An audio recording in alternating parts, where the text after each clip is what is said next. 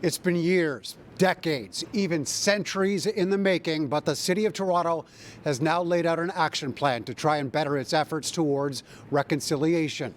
Mayor John Tory offering those promises today, assuring the voices of the Indigenous community have been and will continue to be heard.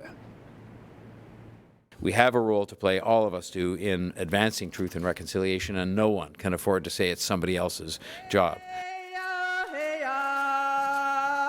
Actions speak louder than words, and so City Hall is doing just that to better honor, celebrate, and assist Toronto's Indigenous population. A new Reconciliation Action Plan promises 28 actions under 5 separate themes, including actions to restore truth, to right relations and share power, for justice, to make financial reparations, and specific actions for the Indigenous Affairs Office at City Hall. In 2022 alone, our immediate focus will be on establishing processes and relationships and priorities as we begin to implement the plan, because the message was conveyed loud and clear to me that this just cannot be another government report.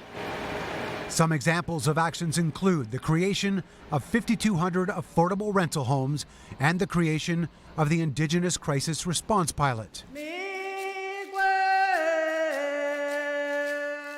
A long-awaited Spirit Garden will soon be created at Nathan Phillips Square, further celebrating Indigenous arts and culture and placekeeping. It speaks to what I want to do, and then that needs to translate into action, and hopefully we'll see that.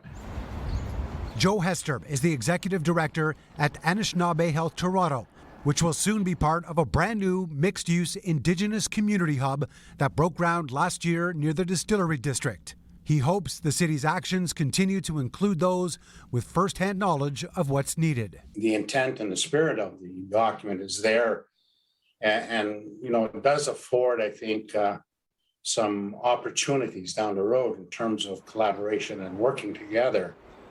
And you know, now they're, you know, as a matter of record, so to speak, are to some degree committed to at least having that kind of engagement going forward. If the plan is to be as legitimate and effective as we need it to be in the eyes of Indigenous Torontonians and Indigenous people across this country, then we have to immediately broaden and deepen that engagement, even as we move forward on some of the plans.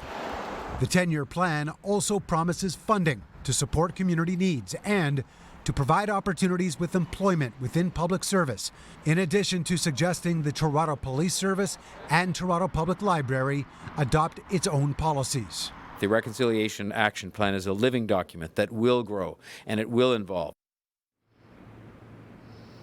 The action plan was developed over 3 years in consultation with a number of Indigenous groups and individuals. It will be considered by the Mayor's Executive Committee before it reaches full City Council for approval next month.